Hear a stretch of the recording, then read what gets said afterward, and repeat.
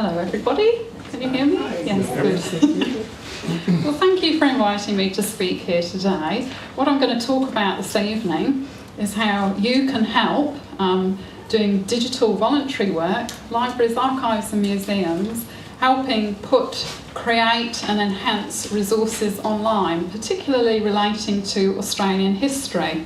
And I know several of you here have already been doing that, and I'm going to be talking about some of the projects I've managed, but also a few other things that libraries are doing which you might not be aware of.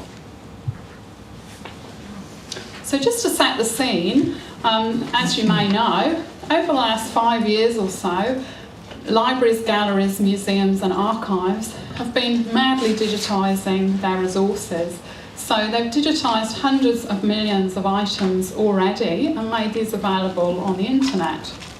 And when I looked at the figures for how many people in Australia are actually on the internet, 2/3 of Australian households in December 2009 had access to broadband internet, which is about 6 million households.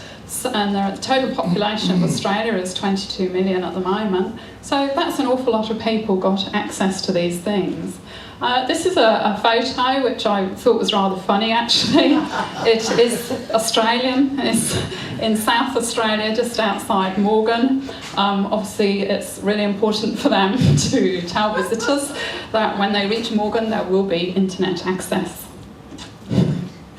So the World Wide Web has changed everything regarding information. So prior to the web, information was produced by large publishers, and libraries generally bought this and then spent a lot of time handcrafting, cataloguing records to describe it.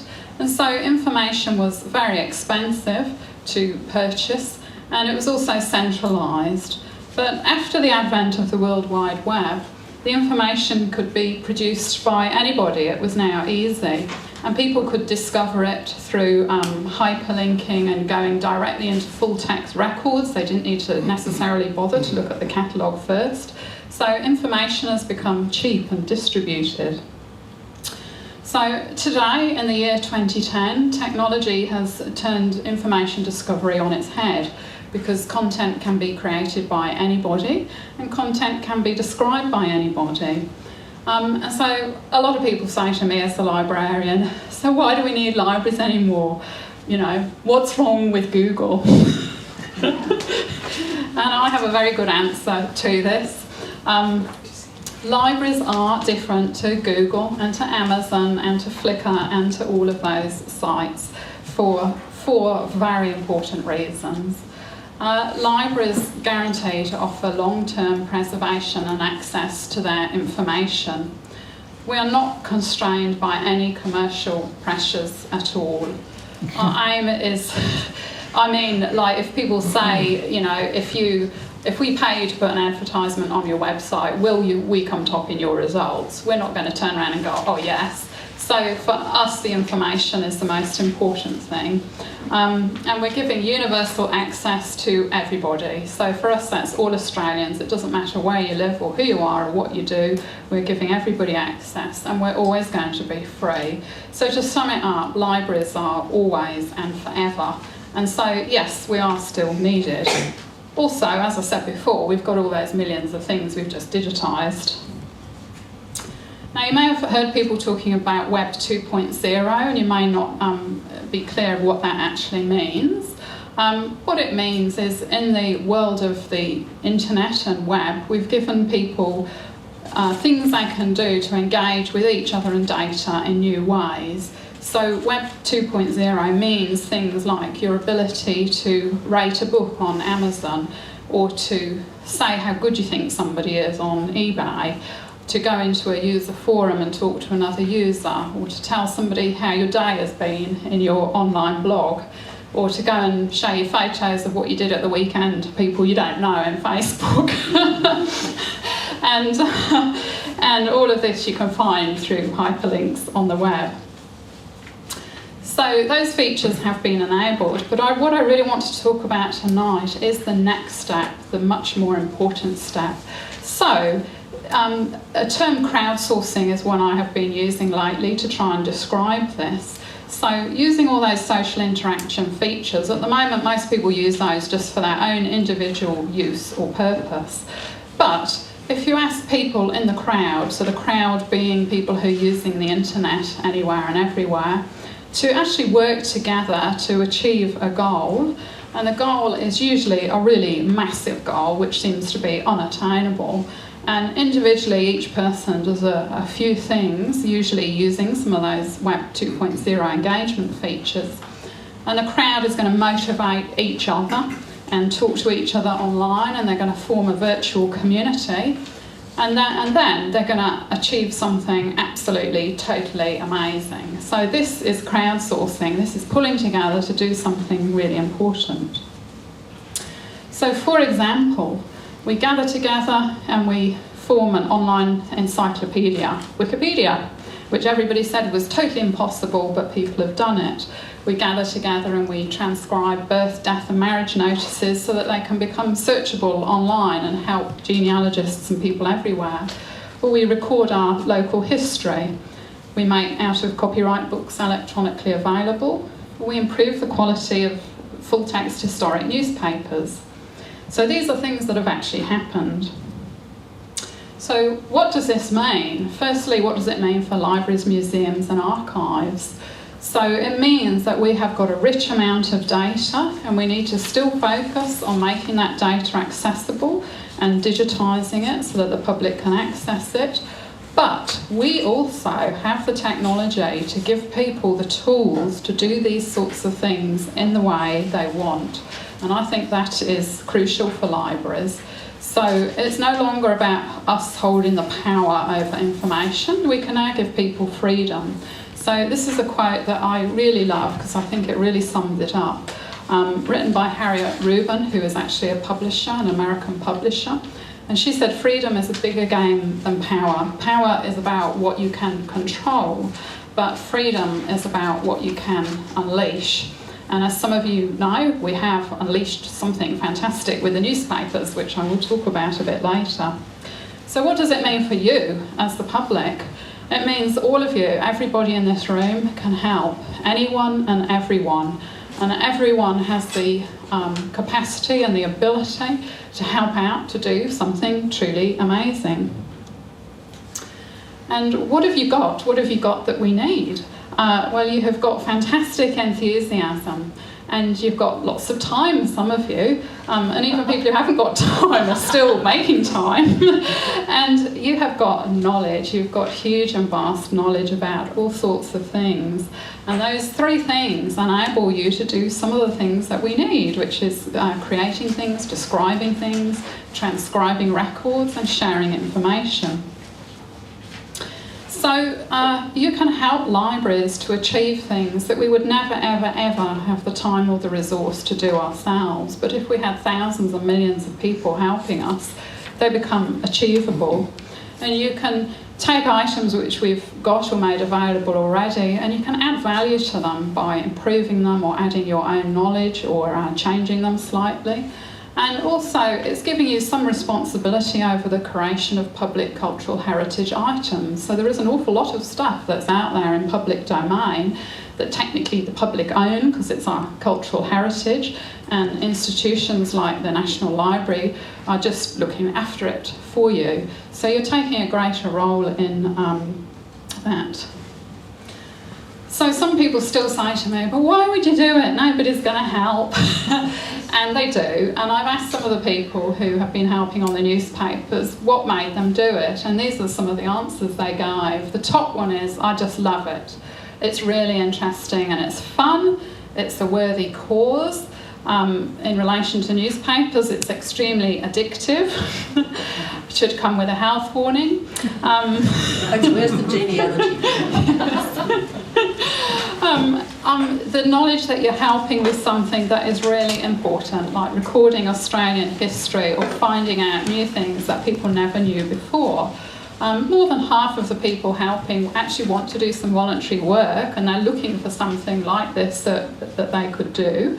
Other people want to help non-profit making organisations. They don't want to feel taken advantage of, so they specifically want to help libraries, which always have very little money and few staff, so they feel this is a good cause. People almost always learn something through doing these tasks. So you might get better keyboard skills, or you might learn stuff when you're reading newspapers that you didn't know. For some, it's like the mountain. It's just a massive challenge. It's there, so they're going to do it. And other people want to give something back to the community. And because a lot of these activities are based on trust, some people say the more trust you give to people, the more likely they are to repay it. So what I tell people is that you must never underestimate the power of a group of people getting together. This is a quote I like that Barack Obama gave actually just before he got into office. And he understands, he's quite right about that. But I think we have even more power here, because I'm not just talking about the power of people getting together to do something or change something. I'm talking about the power of people getting together with libraries and archives who have this data to make something really amazing. Now, I don't have internet access to YouTube here, so we're not going to be watching this little video. Some of you may have seen it already. The video is called The Machine is Us, or Using Us. It's a really interesting video which shows you some of the new things that are happening on the internet and how you can interact and relate with them. It's on your sheet. I've given everybody...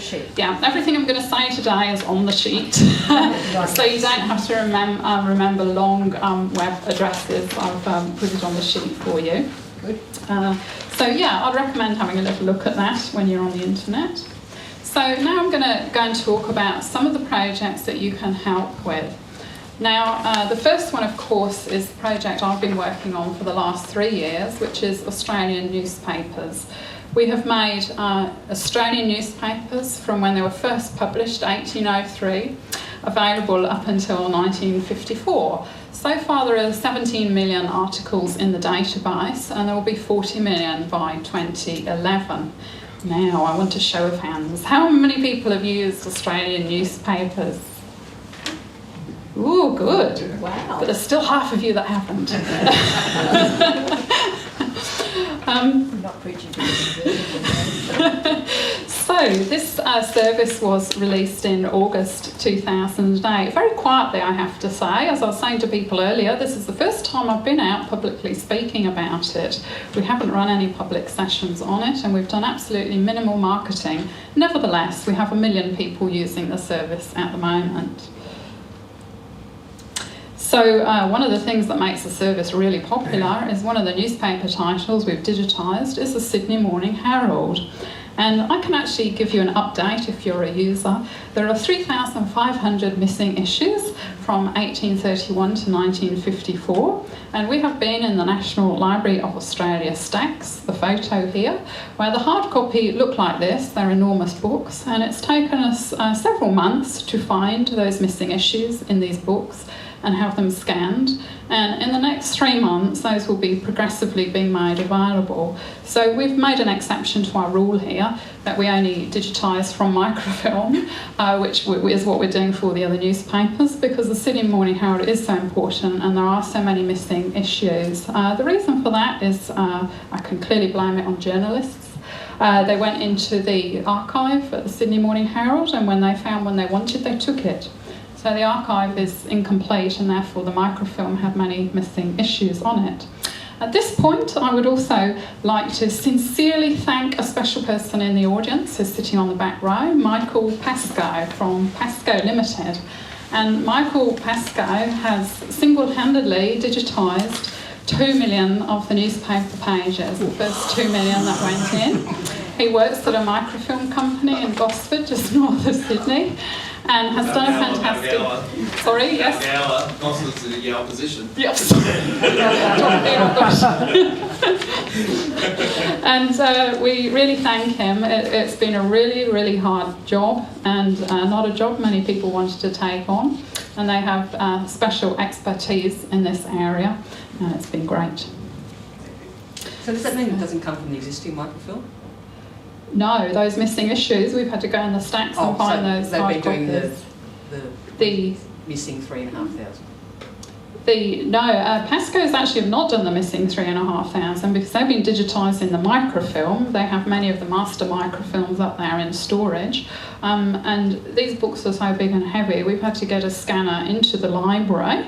We've been trying to outsource everything, but again, we've had to break the rule for this because they can't easily be moved around or anything. So we've temporarily borrowed a scanner, set it up in the library to scan those missing pages. And we've had to change the workflows as well, because the workflow was set up only to digitise in a certain way from microfilm. So we really have gone out of our way here to try and get a complete set because we understand the importance of it. So when you access the Australian newspapers database, aside from the fantastic ability to do full text searching, which is as far as many people get or all they want to do, you can do 3 other things as well. So when you find the article you're looking at, which just takes a few seconds, you're searching across millions of articles in a few seconds. So gone are the days of having to go to your local library, find the microfilm, roll through and randomly look for what you want. If you know, for example, your family name or your street name or the topic you're looking for, you just type it in, and in a couple of seconds you will have hundreds of thousands of results. It's absolutely revolutionary. I have had people just tell me it's over years and years and years of research, which I do know firsthand. I used to have Wednesday as my day off, working weekends. And for 2 years, I used my Wednesdays to go in and do some research from microfilm on a house I was researching to write a book.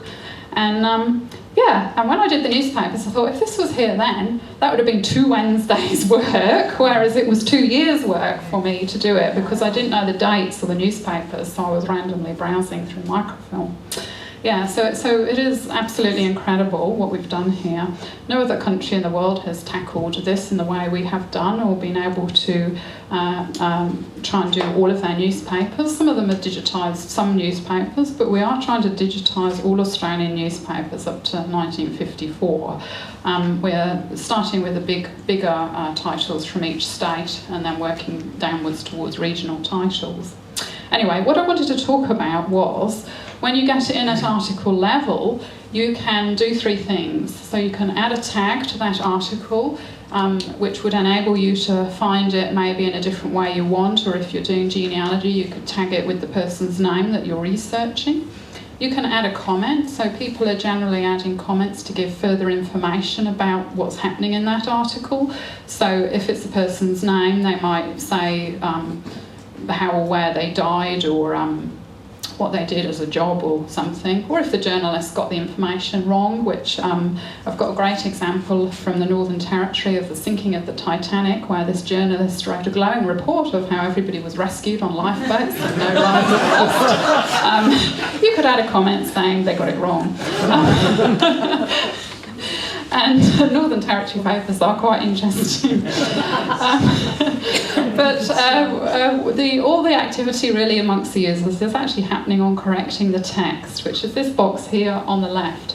So what we're seeing here on the left is the electronically translated computer text. So to make this from a microfilm image into a full text searchable item, we have to run it through a piece of software called optical character recognition, which converts it into words.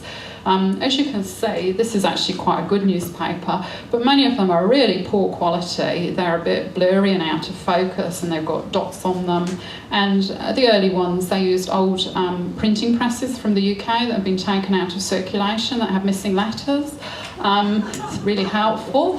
So, and they also ran out of paper, so a lot of them have bled through to the other side because they didn't use the right paper. So for all of these reasons, when we run it through that program, often this is totally not readable. Now, when you do a full text keyword search, you're searching across this text, so if it's not right, you're not going to find what you're looking for, even if you can read it with your human eye. So after exploring every possibility possible technologically wise, we came to the conclusion it could only be done by the human hand. And we were not prepared to pay contractors to do this. It would cost millions of dollars, which we don't have. So somebody suggested that members of the public could do it. And this is what has happened. So we didn't know what would happen. We were sort of thinking, well, why would anybody do that? or they might go in and vandalise it. But all that has happened is that thousands of people have joined in to do this and have been correcting this text. Wow. On the next slide.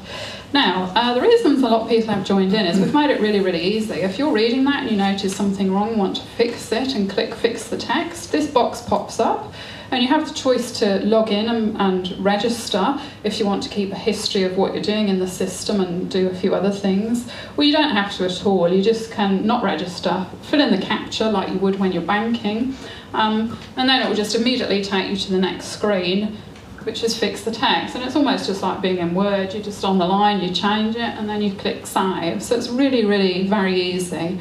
People are doing all sorts of different things. Some of them are just going in and finding their name and making sure it's correct. And when you click Save and come back and do a search, within 2 minutes, you find it. So, for example, if my surname Holley was spelled Hilly, and I went in and corrected it back to Holley, and redid a search, then I would find it in the search results. And people get that. People get that if they correct it, then immediately for everybody else that uses the database, the searching is improved. So that is the point of correcting the text. So current figures are that we have more than 9,000 people joining in to do this. And so far they've corrected 12 million lines, which is totally astounding to us at the library. They've also been using the other features. They've added 400,000 tags, which helps other people find it in different ways. And they've added nearly 8,000 comments about on the specific articles.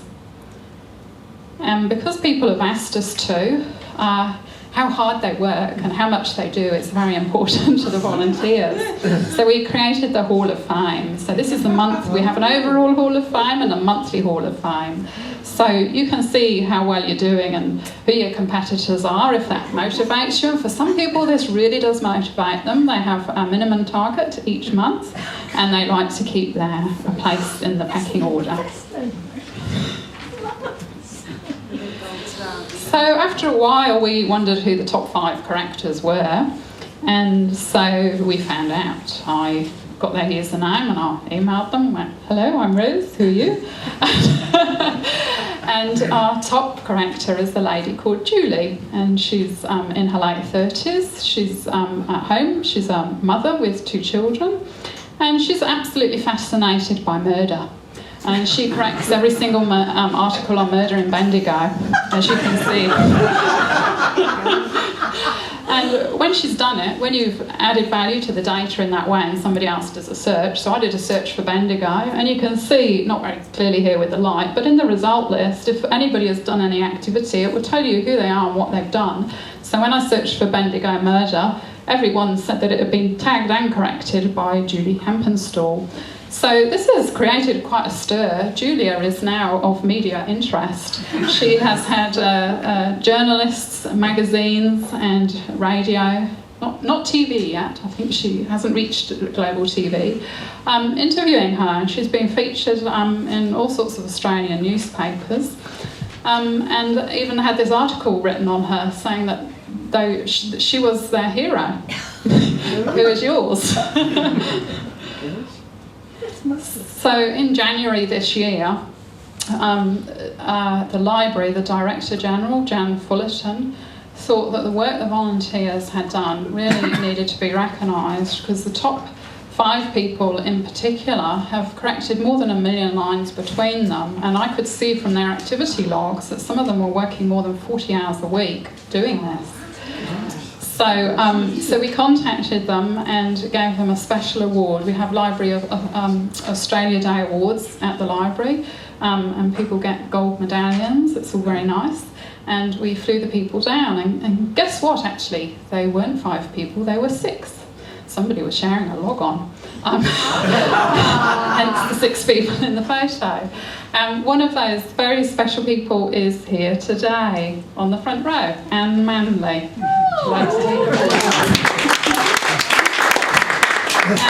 And Anne is actually extra special because the other 5 people had all started doing text correction from day 1 in August 2008.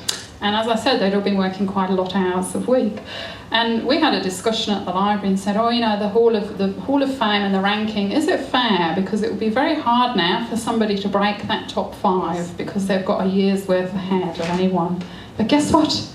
Anne did it. Congratulations, Anne. So Anne came in at quite late stage and must have been very, very busy. So I guess what I'm saying is that for the library, this activity the public are undertaking, we really, really value this. This is really important to us. It's making a massive difference to the quality of this database, and it's improving the searching for everybody.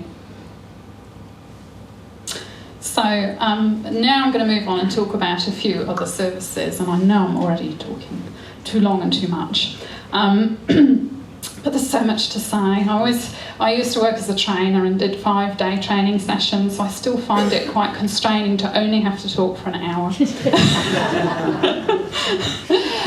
Anyway, I've now moved on. I'm managing a bigger project, Trove, which some of you might have heard about. So I have a few other digital things that I'm also managing, and I'm really trying to focus on engaging users in those as well. So one of the other services you may have heard of is Picture Australia. Now this is a way to gather around all pictures from different Australian institutions, not just the National Library. So there's 54 contributors to this, and make digital images of Australia accessible in a single place, which makes it easier for the public than having to go individually to every separate library, museum and archive. But 5 years ago, they were quite forward-thinking still, because they said, but what, you know, there's a gap here. So nearly all of the photos that were going in were old black and white historic photos, which these institutions generally collect. Many institutions had cutbacks in their photography departments, and with the change to digital photography, they got rid of their dark rooms and their team of photographers. And so it was noticed that there was a massive gap in the collection. There were no colour images, and there were no current images of towns, events or places. So a call went out to the public to help by contributing your photos of current people, places and events in Australia. And if you want to do this and go in, there's a link just down there on the right hand side saying add your images. And again, it needed to be easy for people to do this. So the way you can do it is if you go into Flickr, there is a special group there for Picture Australia. We've actually got 3 groups. One on people, places and events, and I can't remember what the other 2 are, but I'm showing this one because it's probably more relevant for local history. So you upload your photos to Flickr, and then we go and take that pool and put it back into Picture Australia. And when it goes into Picture Australia, every institution that's in Picture Australia has the option to ask you if they could add it into their own collection. And so far, 65,000 photos have been added by only 2,500 people, which is quite a lot. Could be even more. So, as an example, I thought, oh, I'll go and see if there's anybody from Mosman who's done anything. So I don't know if this person lives in Mosman, but this is down at the beach, Dawn Chorus. What does it say? Does anyone recognise? Sydney Festival 2009, January. El Plater, also known as Gerald. It's a lovely photo. Yeah. The concert was one. It's the one we went to. We went to Balmoral. So as a matter of interest, I noticed a gap here. So I was searching for Mosman and I really couldn't find very much at all from any of the 54 institutions or the public. So now is your opportunity to upload either your own historic photos of your own family or new photos of the area and region into this and become nationally available.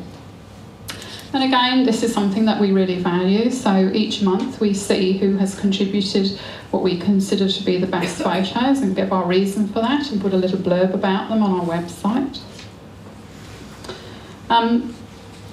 So the next thing I want to talk about is Flickr Commons. So Flickr was set up for the public to put photos in, but as I said, libraries really want to get their photos to a wider audience, and Flickr has a massive audience. And so a couple of years ago, Flickr agreed to set up a special area of Flickr called Flickr Commons.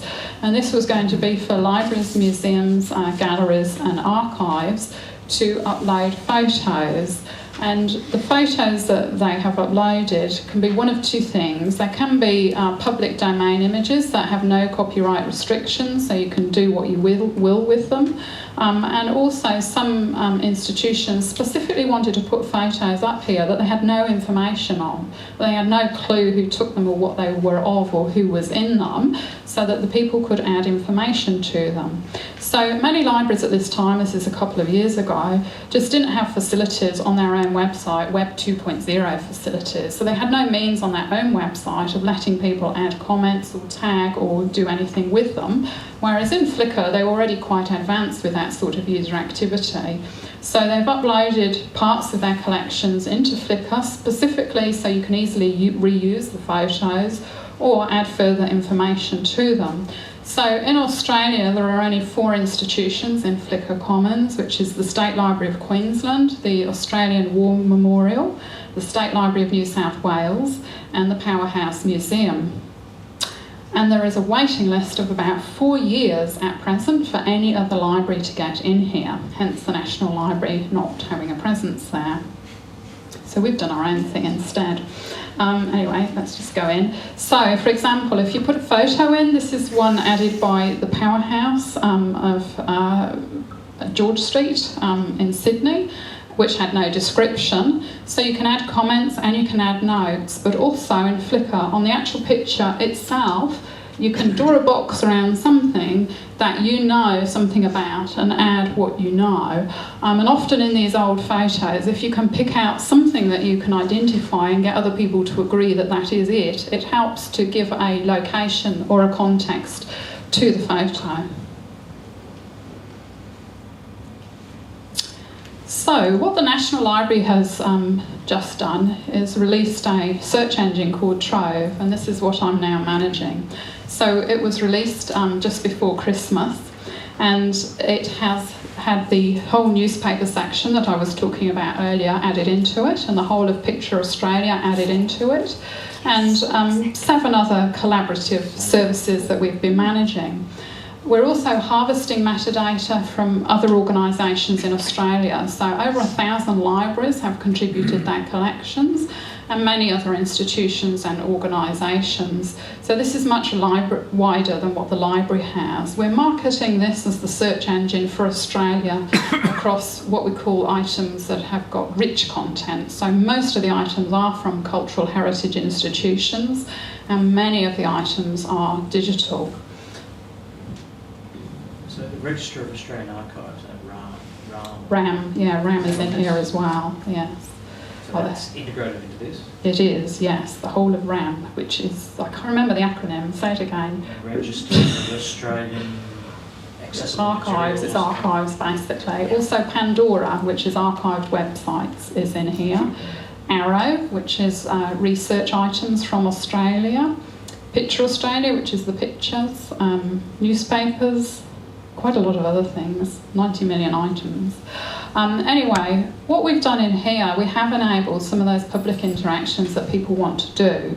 So before this is why people were loading stuff into Flickr Commons, because they wanted a bigger audience and they wanted the public to be able to comment. But now with Trove, they can do that in here. So what we're looking at is comments people have added to 3 different sorts of items. So the top one is a newspaper article. It says William Henry Pegram was shown in these notices as having been killed somewhere in France. In fact, he was killed in Belgium in what became known as the Battle of Polygon Wood. His death was affirmed by a military court of inquiry held in the field on 3rd of April 1918, referred to the National Archives of Australia. The second one is a picture of the flying officer Malcolm James Lark Blunt, and the comment added was MJL Blunt graduated from Brisbane Grammar School and the University of Queensland. He appeared in a film called Captain of the Clouds, and I rate this photo as 5 stars. 5 is as good as it gets in our system. The third article is an essay in one of the archives, and the person said, "This is a very stimulating and provocative little essay. I enjoyed reading it, and it got me thinking about a number of important issues to do with the visual arts. I rate it 5 stars." So what we've enabled is harvesting of data, searching across it, but also those interactions can actually happen in Trove. We're in discussion with all these contributors about if they want these comments sent back to them for items they've contributed and what they might want to do with those. At the moment they're just all exposed next to the item on the interface for the public to see. I also just wanted to show you, we've got, I haven't shown you the search, but you know, you just put your terms in the search box, it searches and you find stuff basically. But people have been using tags as a way to monitor their own research or to just highlight specific things. So, for example, a couple of months ago, when the sinking of the Centaur got into the news, if you just come into Trove and do a search for sinking of Centaur, you found hundreds of thousands of items. So in this case, people have gone into that and just tagged the items that were really of top relevance or most interesting, which is this tag cloud here. And then if you clicked on the tag cloud sinking of Centaur, instead of getting the complete results list of thousands of items, you just get the things that different members of the public have thought worthy of highlighting. This one down here is a biography on Eleanor Savage, who was a nurse who I think she got the George Cross or something for being in the water for so long and rescuing people. This was a letter written from somebody on the ship who didn't survive, I believe. Lifebuoy, various other things. So that's Trove. I've given everybody a leaflet about Trove and I would encourage you to go away and use it. It's a really rich source for finding anything about local information. Can I just ask a quick question? With the success of Trove, do you think that the Flickr Commons will become less important? I do, yes, because there's a 3-year waiting list for every institution in Australia to get into Flickr Commons now, which is no good. I don't know why, I have no idea why there's a waiting list, because they have no issue in uploading millions of public content every day.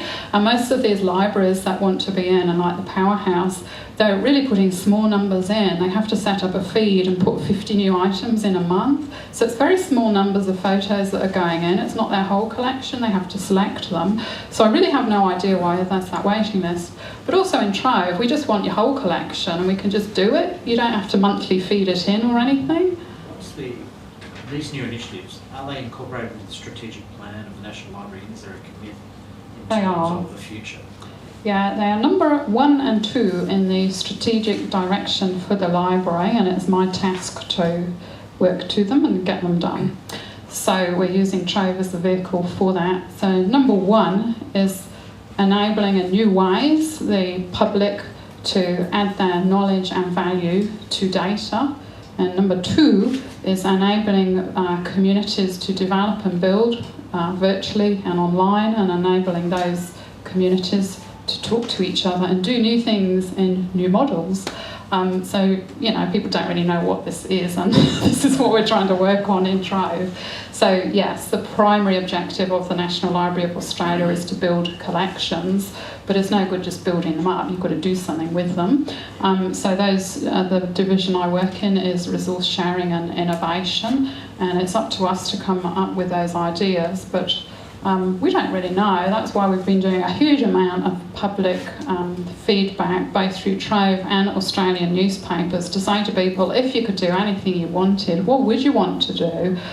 Because it's very hard for us to define how people want to react with data and information when everything's changing so fast and different ways of research. Everybody looks for information and uses it in totally different ways. So, yeah. So Rose, a supplementary question on that line. What you've got is you've actually got an agenda setting which is more community-based as a result of interaction, right? So how do you turn that into something that's tangible for the National Library to grasp in terms of the user community actually providing guidance rather than librarians interpreting what they think the population wants? It's a very good question, and I know you know the answer to it, and I do too.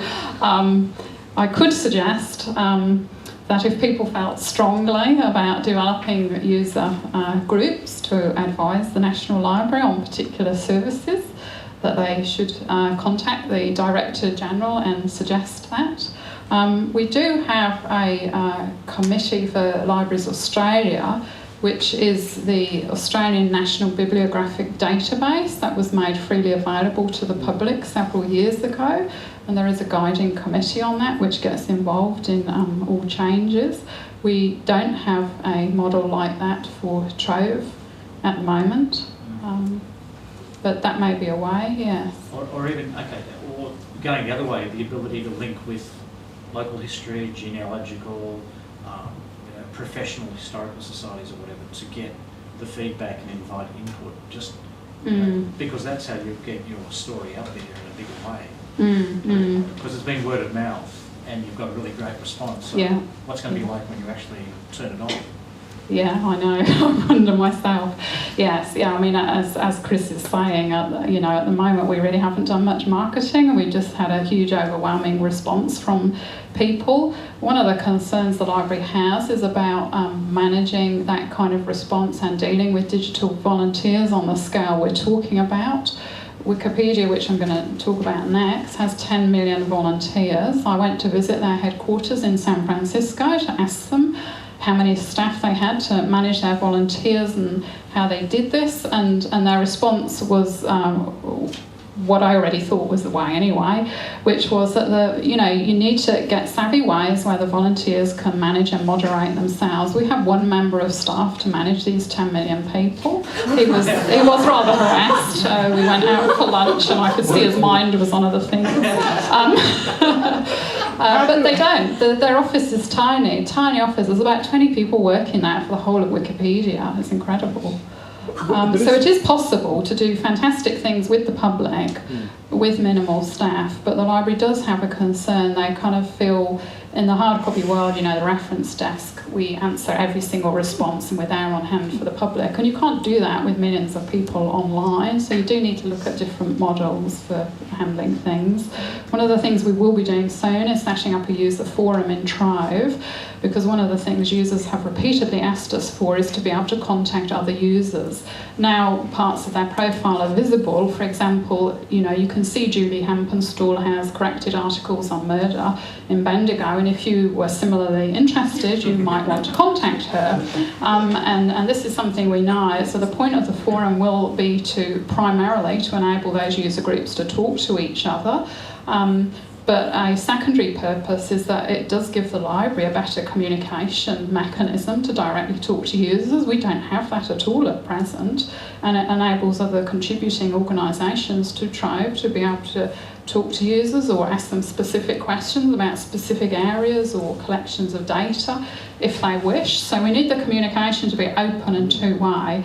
And pretty much at the moment, if you want to talk to the National Library, you have to fill out an online contact us form, and within 10 days you'll get an email response.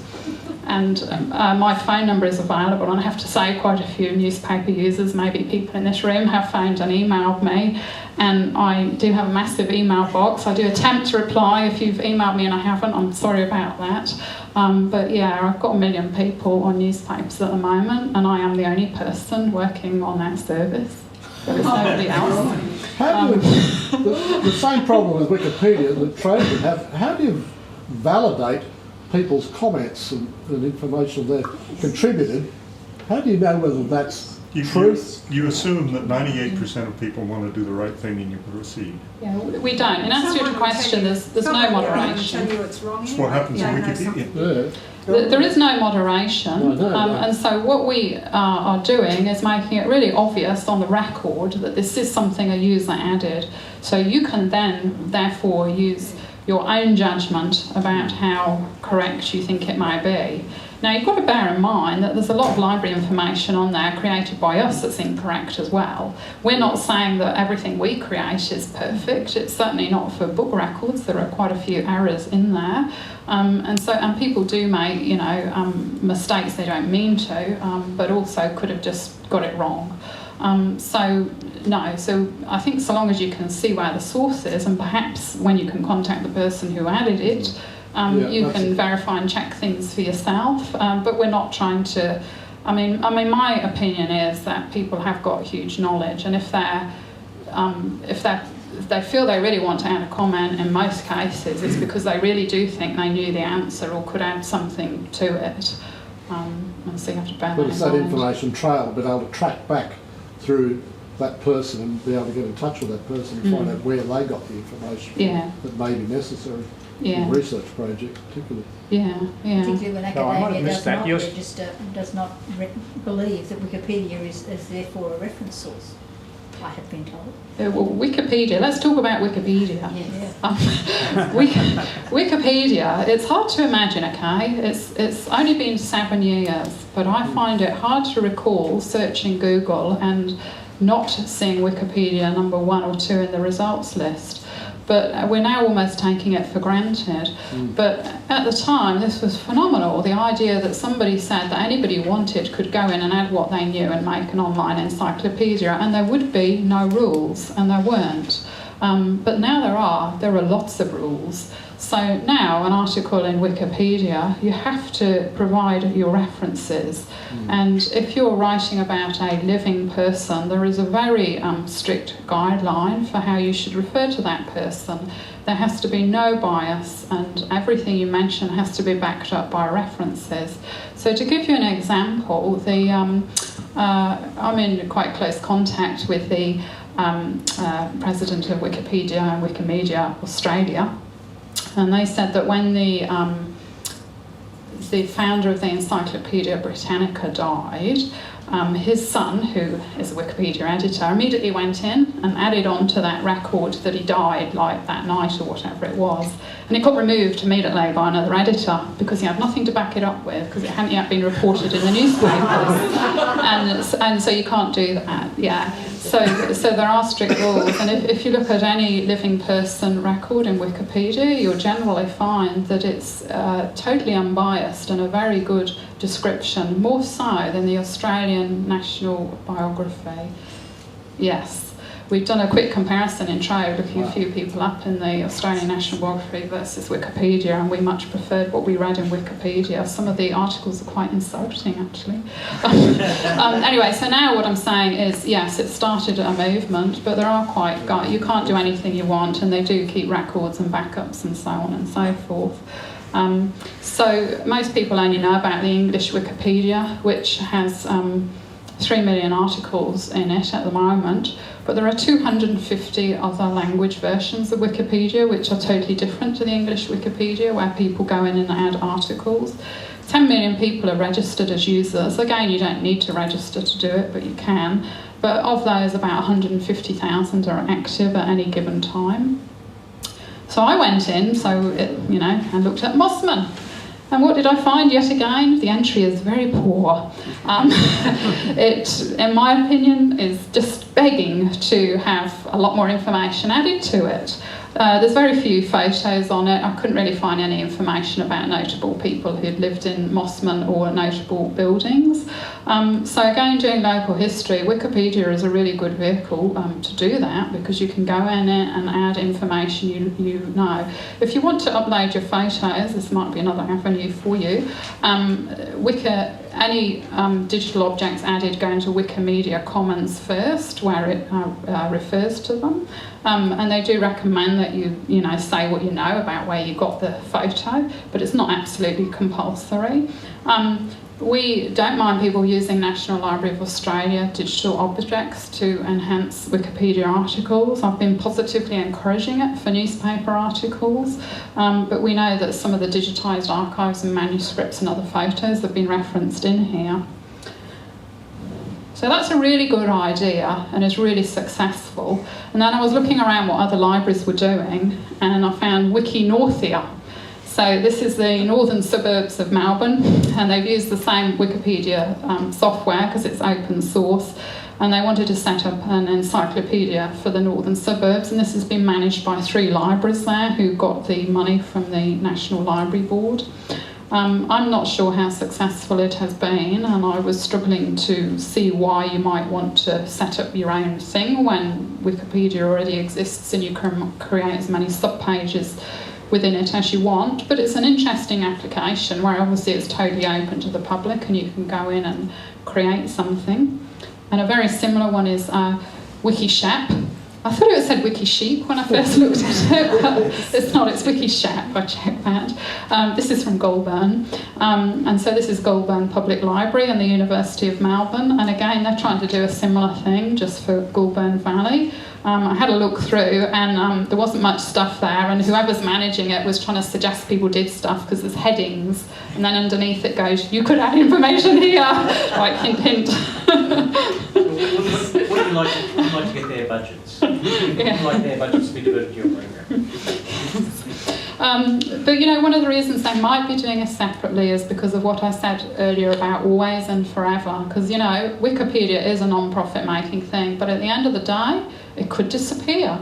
And in the last talk that the president said, she said, you know, people are taking it for granted now, and this is dangerous. So onto your local website, which I really am not the person to talk about because I didn't even know it existed until Bernard asked me if I could maybe add it into the presentation, is Mosman Memories of Your Street. So here we're trying to build up information about personal memories and stories and people and photos, and you can go in and add things, and if you're interested, the librarian is here on the back row. Have a little wave, librarian. So I'm sure we could talk about that. So I can't talk about voluntary library projects without talking about books. So this project is the oldest crowdsourcing project I know about. And so it started in the year 2000. It was well ahead of its time, based in America. And people thought, you know, why should they wait for libraries to digitise books and make them online? It was never going to happen. It was taking too long. So Distributed Proofreaders was set up as a group of volunteers to help Project Gutenberg. Their aim was to make as many books as possibly digitally available. It's been incredibly successful. Over 9 years, they've digitised 16,000 books, and they're all available free as ebooks for you to download. And they have maintained a consistent amount of volunteers, which is 90,000. Just to say, yes, what to say about this? So this is based in America, so when they do the selection on the books, it's got to fit the out of copyright thing in America, but the volunteers can be anywhere. And again, so I went to America and met this lady. She's very nice, you know, she's young like me, she has a dynamic day job, and I have no idea how she fits in being director of this in her evenings, but she does. And she said to me, oh yeah, Rose, we've got a big group of volunteers in Australia and New Zealand because, you know, they think it's important what we're doing. And when they digitise the books, you can access them here. And these volunteers, they do the entire complete process. They go and find the book, they digitise each page, they transform it into XML, they use a little bit of software that makes it into an ebook, they upload it, they proofread it twice, and then finally it's ready as a gold text. So to help motivate the people at any given time, you can see how many are complete, how many are in progress, and how many are proofreading. Proofreading is the last stage, and that's the distributed proofreaders. So we'll move on now to archives. So FamilySearchIndex was set up by the Church of Latter-day Saints, the Mormons, in Utah. And as some of you may know, in years gone by when I used to work in a public library, we love them because, you know, they made all these microfiches of personal names and church records, and we just got them all in the library without having to pay. It was great. But over recent years, they've been having a really big push to take microfilms and things that haven't yet been microfilmed, handwritten records, and transcribe those and make them available online searchable. So on this site, FamilySearchIndexing, you can go and put in a name and potentially find it. And I thought just this is a really good description of why they want you to help. It's the key events of lives of billions of people. And so far they've transcribed 334 million names, and this again is people all over the world doing this. Now, although it says on the front website that it's the US Census Index, it's actually not. They've taken birth, death and marriage records from practically every country in the world, and if you want to go in and volunteer, the first thing you have to do is pick which country you want to help. Now, when I looked at this a few months ago, there was an Australian thing appearing, and when I looked at it last night, it had gone. So I guess that somebody's completed some Australian stuff, because that wasn't in the list to help out with anymore. Instead, it was offering Brazil, I think, was the next thing. So they take, once you've volunteered, it's not public access, because in the easy way newspapers is, because first of all you volunteer and then they send you a set of guidelines and you've got to download a little bit of software onto your computer, but then off you go transcribing. And this really has got to be done by hand, because it's handwritten records that are really hard to read, that no computer could convert. So what they're doing is really, really worthwhile. So a similar thing in Australia is the RYERSON INDEX. Now, it's a bit different because this is new stuff. So this is current newspapers looking through the death notices. And when I read the front page, I had to laugh. It's not very funny. It said, created by the Sydney Dead Persons Society. And I thought, crikey, didn't know societies like that exist. Sound a bit...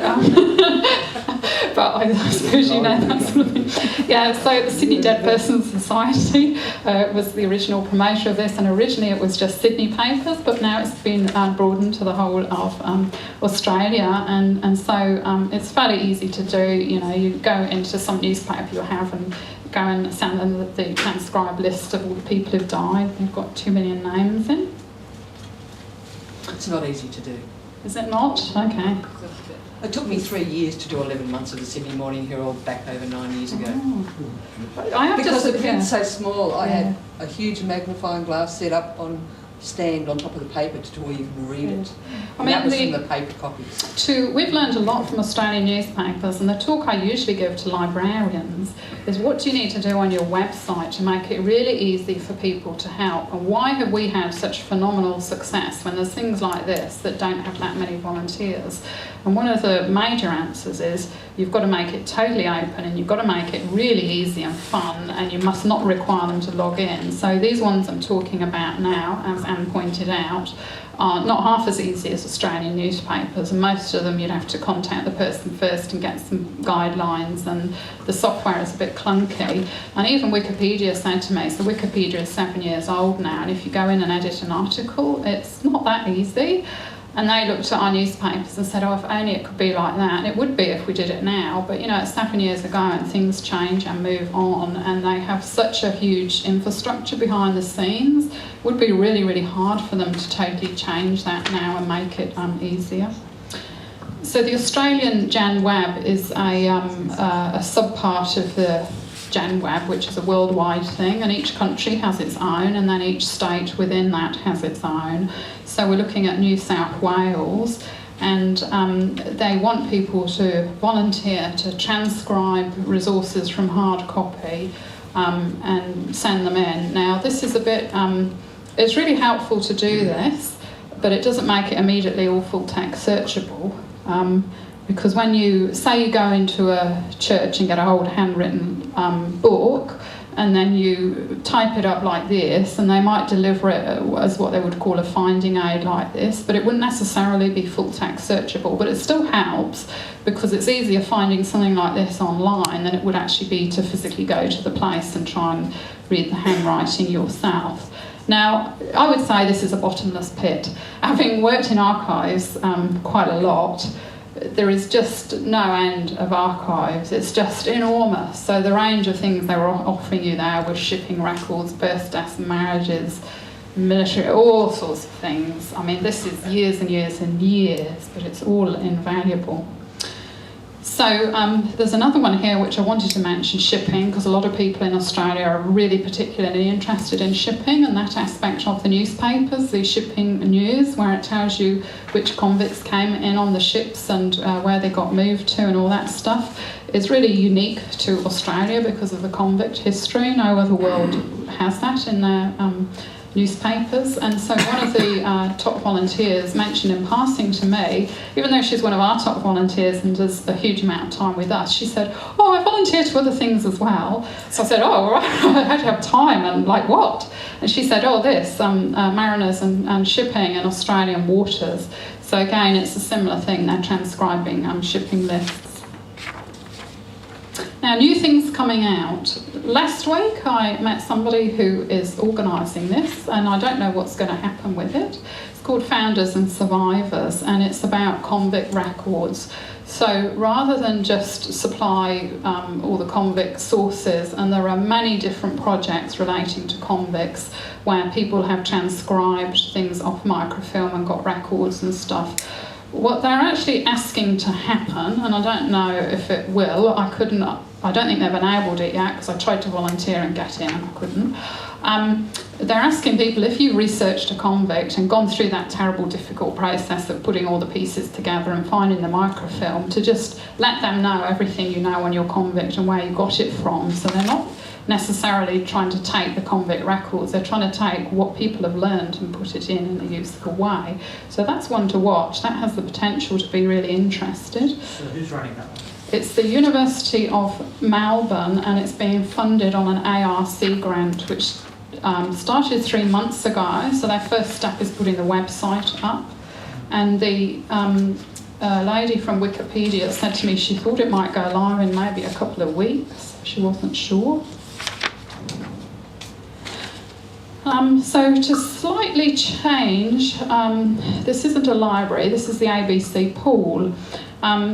So this is a place where you can go and upload content you've created, which could be images, poetry, videos, whatever. And there's some quite interesting stuff happening here, and there is a representative from the ABC here tonight if you want to ask any more details. Back row on the left, Chris, wave Chris. So from what I could see, most of this is modern, but we are working with the ABC and using this as a vehicle to maybe expose more of the archive content that the ABC have. So this is another one I would say to watch. And the last one I was going to talk about, which is also one to watch, is ABC Open. So in relation to local history, what they are, as I understand what they are trying to do, is involve the local community a lot more in the generation of potential news stories and content. So encouraging members of the public to give their own resources and viewpoints to report items, which technically is sort of local history stuff, you know. If if something happened in your community and, you know, old Bob is 85 down the road, can remember when, 50 years ago it was like this, and he might appear on video and say, oh yeah, 50 years ago, I remember when, and then somebody else might come along and sort of say, well, I actually witnessed the thing at the time. So instead of the ABC sending their own reporters out and creating their own content, they are trying to get a greater involvement from the community in that process. So one to watch if you're interested in that sort of stuff. On that site they went to Tasmania and did a little pilot where they've got a few people from Tasmania, young and old, to get involved, and you can go in and see what they created and what they did. So how are we doing for time? Okay, let's have a quick summary. So what can you help with? Well, the thing I would like, I'm biased, I would like you to help and create newspapers. I think that's the most interesting thing I've showed you. But you can also add your pictures of people, places and events to Picture Australia. Picture Australia feeds into Trove, so if you do that, they will be available through Trove. And if you put your name on them, it's not necessary, we only ask for a title, but if you do add details like your name, then you will be able to search on your name in Trove and find them. And you can add your value to any of those resources you find in Trove at item level, and as I said, very soon we will be giving users the ability to talk to each other through the forum. You could go and extend the Wikipedia entry for Mosman and related items pretty easily, or you could go and transcribe archives and do name things if that's what gives you a buzz. So, Rose, quick one. Yeah. So the model for Trove is it's a content aggregator for all sources? It is, that's right. It's aggregating metadata. Yeah. So so we're not keeping. So that's why it's a search engine. Like in a way, in the same way that Google comes and trawls websites, and then you search across them, and when you get the results, you click, you go to that website. That's what in library terms we call harvesting data. So Trove is doing the same thing, but not across websites, across all these different cultural heritage institutions, and we're using a different set of protocols called OAI, which you're probably not interested in, but that's how we do it. So most of those cultural heritage institutions have applied similar standards to enable sharing of metadata, because that's something we've always known is important. But up until this time, we haven't been able to do it. Trove has been a significant project for the library and staff resource and time and technology. It's cutting edge. No other library in the world is doing it. We're one step ahead of Google. They've flown out to visit us to talk about it. Because, you know, when you're in Google, if you go into the search box, you just search websites. Then if you want to search images, you move into images and so on with news. What we have done in Trove is a single search, and Google have been working for 3 years to try and achieve the single search. It's not there yet. So we've already done that, so the technology behind the scenes is advanced. But again, that's because, you know, if Google were doing Google now, it would probably be like Trove is, but they didn't. They did it, you know, a long time ago, and it's very hard to change. It's also a smaller collection.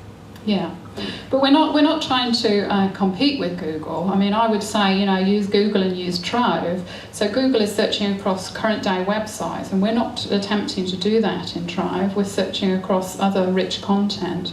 We have used Wikipedia and Flickr and Amazon and Google Books as what we would call a target. So they don't appear in the search results, but they're slightly off to the left.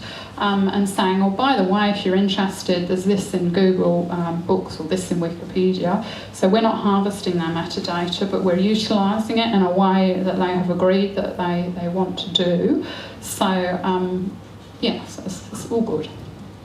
So what can you do now? Well, I firmly believe that everybody in this room can contribute in some way and do something that they feel is of value and that would help other people. But also what I would like you to do is if you are working on newspapers or any of these other things, you need to tell other people about it, because as libraries and archives, we're really bad at marketing and asking people to do things. And on the whole National Library website, there still is no plea for people to help. There's nowhere on it which will say, please come and do this with newspapers. If you stumble across it and get in there, as many people have, they rang me up and went, oh, you should know, I went in and I moved the text and it changed. And I say, yes, that's the way it's supposed to be, because we haven't really publicised that at all. And so the last thing I was thinking of actually was that when Bernard asked me to do this talk and I decided to make it a bit wider than what we were doing at the National Library, I actually found it really, really difficult to find these projects and group them together. And I couldn't find anywhere where there was a list that you could, even a list existing, let alone that you could add to or amend, saying if you want to help libraries and archives and do something really useful online from home on the internet, here are the things you could do. So I actually think somebody needs to set up a page in Wikipedia or somewhere else that people can come in and edit and add things to and say, if you want to help out and volunteer digitally, these are the things you can do.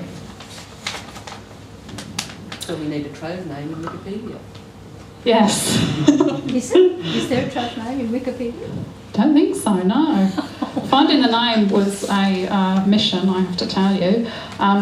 You know, we sort of thought, should it be meaningful or should it not? And then you think of all these names and you go in and the website's already taken. If you search for Trove in Google, it will come out top. So Trove is not a common thing, but it's still a bit hard to remember it. I say to people, remember Treasure Trove. That makes it easier. Treasure Trove. But it's just Trove. Yeah.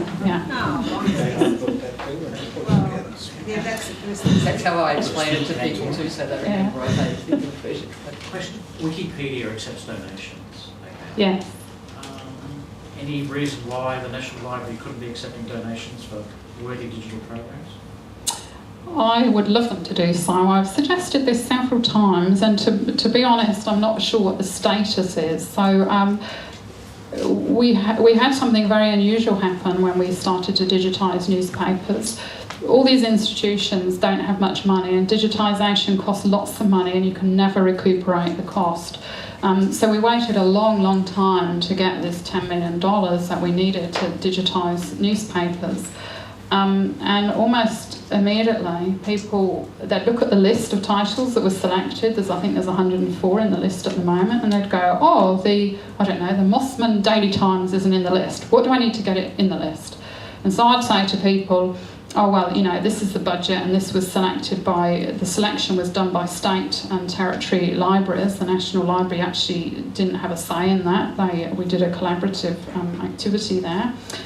And so I sort of half jokingly said, well, if you give us some money, it will go on the list, because, and people went, yeah, okay, how much would it cost? And we said, what? And then the next thing that happened was unbelievable, because the Sydney Morning Herald said, why isn't the Sydney Morning Herald in? And so we said, well, because there isn't a full, complete microfilm, and the rule here is we're digitising from microfilm, and one of the primary reasons for that is because it's a third of the price to digitise from microfilm to what it is hard copy. So by using microfilm, we could do much more stuff than we could hard copy, and we thought that was important. So we said, well, there's this funny thing with the Sydney Morning Herald, because all the other newspapers have got a really good microfilm copy held in a state library, but that one sort of slipped through the gap. And the Sydney Morning Herald don't have a complete copy either. So it's all hard copy, we can't afford to do that. And so a week later, I had an envelope through the mail, and inside was a handwritten cheque for $1 million. This has never happened to me ever before on a digital project. Yeah, I am not joking. Yeah, there was no letter, just the cheque. Signed the Sydney Morning Herald. Yes. Yes, it's the Vincent Fairfax Family Foundation, not the company itself. So the Vincent Fairfax Family Foundation do give money, for worthy things. It did create a bit of a compromise with the Sydney Morning Herald, because for a long time they've been sort of planning to digitise it themselves. They actually hadn't, because they had the same issue as us, that they couldn't get a microfilm or a complete copy, because all their journalists had gone into this archive and taken all the copies. Yeah, so it's a big. Michael's grinning on the back row there. He knows all about how difficult this has been for us, and has done an amazing job for us. It was Pasco's that have digitised the Sydney Morning Herald, so thank you again, Michael. I apologise for my uncle's microfilming in the 1970s. He did miss a few pages as well. It's his thumb at the bottom of the pages, isn't it? Anyway, I diverse. Let's get back to Chris' question. He's asking, can the public donate? So this happened, and so I said to people at the library, this has never happened before. I've never worked in any library or other institution digitising where people offer their money to digitise. People feel so strongly about newspapers, and there are so many of them, and it is so costly, they're offering money. And it was my idea that in the same way that Wikipedia, for about 12 weeks each year, they have because they're a non-profit making organisation, they run a campaign to get money, and they get several $1 million over a 12-week period, because if people did not donate, how many? 9, 6? Last December. Yeah. If people didn't donate, of course Wikipedia would disappear, and people don't want it to, so they feel strongly. So I was like, great, let's do the same for newspapers. But the National Library is constrained by anything involving money. We're not allowed to charge for services, and donations is a bit of a grey area. So I'm not. But you took the money, right? We took the money from the Sydney Morning Herald, yes we did. And so I have. Fairfax's money is good for you. I'm really glad that you made an exception. Yeah. And we have, where a local history society has got together and said, this paper is really important, and in the big scheme of things, to us it's a small paper, maybe there's only 2,000 pages altogether. We've said if you club together and give us the money, we'll do it.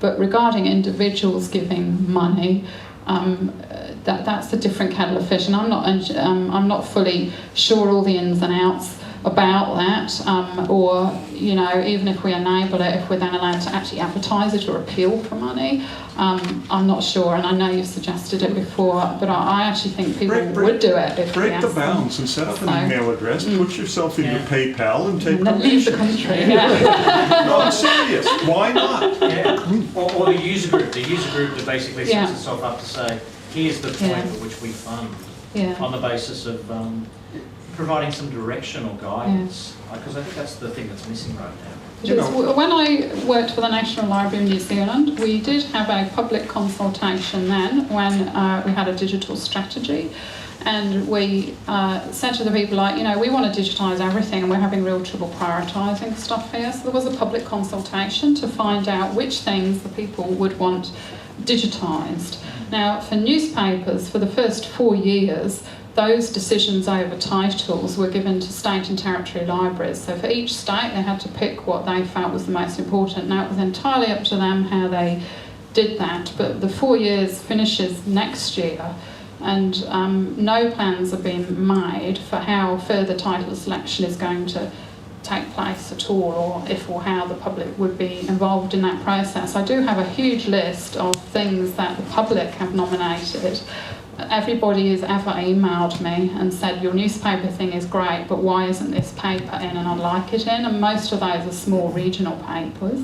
I've kept an extensive list. So we do know every suggestion we've had so far, and we had talked about various things like exposing that list and letting people vote on the list using Web 2.0 things, or whatever. I don't know. Yeah.